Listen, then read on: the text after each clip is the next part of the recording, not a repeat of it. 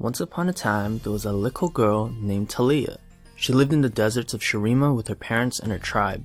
Her father was the head man of the tribe, and also the head shepherd. When she was 6, Taliyah was in charge of watching a herd of goats. One night, one of the fuckers disappeared, so Taliyah went out to go look for it.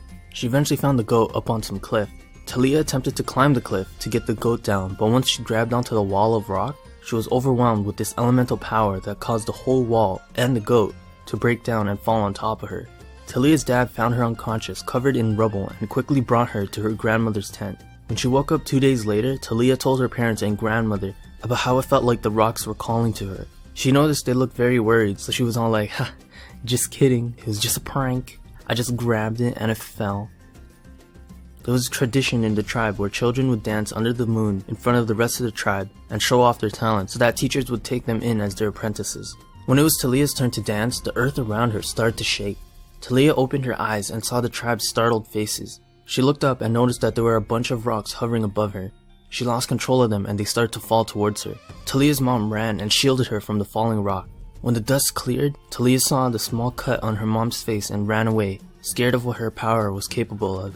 Her father found her and told her that she shouldn't run away from her power, and that she should try to go back under the moon and finish her dance. Taliyah went back with her father and started to dance again. When she finished, all of the people in the tribe were in awe, and stood up to put their love and trust in the girl who could weave stone. Even though everyone was on her side, Taliyah knew that her power was still too dangerous for her to stay, so she decided to say goodbye to everyone and go off on her own. She journeyed west, towards Mount Targon. At the edge of Shurima, she was discovered by a group of Noxian soldiers.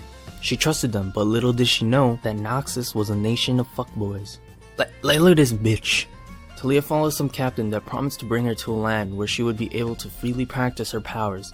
But obviously that was a lie. Taliyah's ship was on the way to Ionia when the captain gave her 2 choices: destroy a whole village or be thrown overboard. Taliyah refused to destroy the village, so the captain threw her off the ship to drown.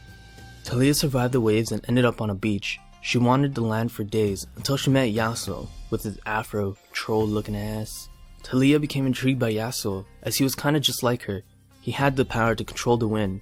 So then this airbender swordsman guy decided to train this earthbender lady. And guess what? Taliyah was the one who gave Yasuo his hairband. What?